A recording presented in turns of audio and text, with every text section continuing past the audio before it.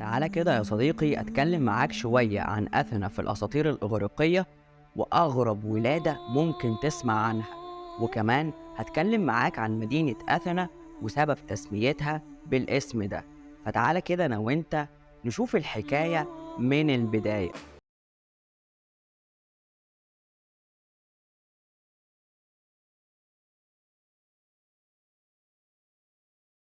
أثينا إلهة الحكمة والحرب في الأساطير الإغريقية، وهي بنت زيوس كبير الآلهة وماتس إلهة التبصر، اللي هي يعني بتشوف الطالع والغيب والكلام ده. الموضوع بدأ لما زيوس شاف ماتس وعجبته ودخلت دماغه، وحاول يقرب لها كتير بس هي كانت بترفض. بس زي ما احنا عارفين إن زيوس ما بيعطلش وبيقدر يوصل لأي واحدة بيحطها في دماغه، وفعلا قدر يوصل لماتس وكمان حملت منه. وبما إنها بتشوف الغيب والكلام ده، جات لها رؤية إن بعد الحمل ده هتحمل في ولد، ولما يكبر هيدمر عرش زيوس ويقتله ويستولي على العرش بتاعه. وهي ما شاء الله عليها بكل سذاجة وغباء الدنيا راحت قالت لزيوس عن الرؤية بكل التفاصيل.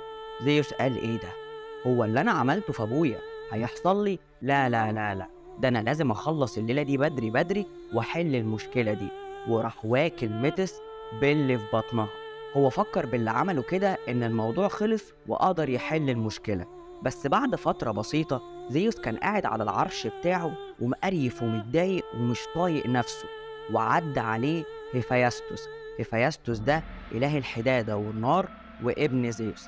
قال له مالك يا كبير، إيه اللي مضايقك؟ قال له بقول لك إيه يا عم هيفايستوس، فكك مني خالص، أنا مش طايق نفسي ومش عايز أي كلام. هيفايستوس قال له يا عم حيلك بس، ده أنا عايز أروق عليك وأشوف مالك. قال له أنا متضايق ومصدع جدا وحاسس إن أنا دماغي دي هتنفجر. قال له هو الموضوع كده يا عم بسيط، حلك عندي. وراح جايب بلطة اللي هي الفاس وشائق راس زيوس، واتفاجئوا هما الاتنين إن في بنت طالعة من دماغ زيوس لابسة ملابس حربية وماسكة أسلحة في إيديها. هوب الآلهة اتجمعت والحق يلا بص شوف إيه اللي بيحصل. كانت ترند الموسم البنت دي بقى اللي كانت ميتس حامل فيها، اللي هي أثينا. وأشهر نحت بيصور مشهد الولادة كان نحت بيزغرف الجهة الشرقية لمعبد البارثنون. المعبد ده كان موجود في أثينا واتبنى في القرن الخامس قبل الميلاد، في الفترة ما بين 447 432 قبل الميلاد، واتدمر بشكل كبير سنة 1687 ميلادي.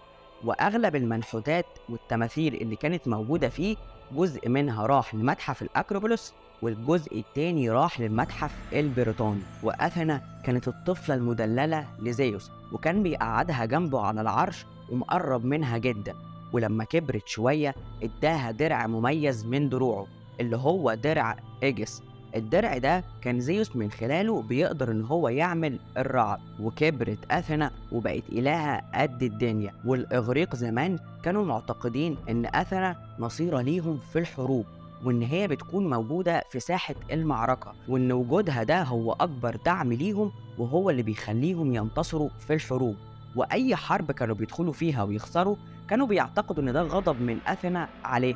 ومن اشهر شعاراتها ورموزها كان درع إيجس والخوذة الكورنثية وغصن الزيتون لأن ده كان دليل على الخير والبركة، والبومة وده دليل على الذكاء والفطن. تعال بقى أتكلم معاك عن مدينة أثينا وسبب التسمية. مدينة أثينا موجودة في جنوب اليونان على سهل اسمه أتيكا ما بين نهرين إليسوس وكيفيسوس، ومتحاطة بثلاث جهات من قمم الجبال اللي هو هيمتي وبنديلي وبارنيثاس. أما الجهة الرابعة فبتطل على خليج سارونيك. سبب التسمية بقى كان ليها كذا رأي من الباحثين. يعني مثلا كريستيان لوبيك المؤرخ قال إن جذور الاسم من كلمة أثوس بمعنى الزهرة لأن المدينة مزدهرة. بس لوديفش دودرلين وده عالم لغوي قال لك لأ، ده جاية من أصل الفعل اللي هو فاو يعني يمتص، لأن تربة مدينة أثينا تربة خصبة جدا. بس الأسطورة بقى يا صديقي ليها كلام تاني تماما. الأسطورة بقى بتقول إيه؟ المدينة وقبل التسمية فجأة ظهر فيها شجرة زيتون ونبع مية.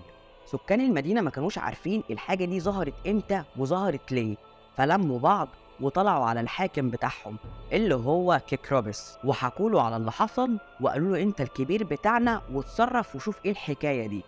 كيكروبس خد بعضه وطلع على العرافه بتاعته اللي هي بين الزين، اشوف البخت واضرب الودع، بمعنى اصح يعني دجاله، وقال لها على اللي حصل. قالت له بص بقى، دي رساله من الالهه، وشجره الزيتون هي اثنا، ونبع الميه بوسيدون، فانت لازم تختار اسم من الاسمين دول يكون اسم للمدينه، فشوف انت بقى هتعمل ايه. كيكروبس خد بعضه وطلع على اهل المدينه وحكى لهم اللي حصل، وقرروا يعملوا انتخابات ويصوتوا ويشوفوا النتيجة هتكون ايه وانهي اسم اللي هيسموه. والستات كانت بتصوت لأثينا والرجالة لبوسيدون. وبعد ما الانتخابات دي اتفضت، النتيجة كانت رايحة لأثينا، لأن عدد الستات في المدينة كان أكتر بكتير من الرجالة، فسموا المدينة أثينا.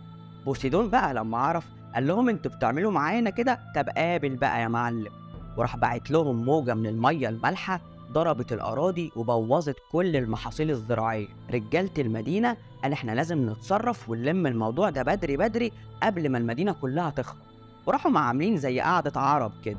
هما كانوا بيحاولوا يرادوا بوسيدون بأي طريقة علشان ما يدمرش المدينة بتاعتهم. وقعدة العرب دي رست على قرارين: أول قرار إن الستات ممنوعة من التصويت تماما، وتاني قرار إن اسم الطفل هيروح للأب مش للأم، لأن في الوقت ده كانوا بيسموا الطفل باسم أمه، وده كان نوع من أنواع العقاب لأن هم كانوا شايفين إن الستات هم السبب في اللي حصل لهم. وفي نفس الوقت كانوا بيحاولوا يهدوا بوسيدون، بس قعدة الرجالة اللي عملوها دي رست على كده بس، وفضل اسم المدينة باسم أثينا.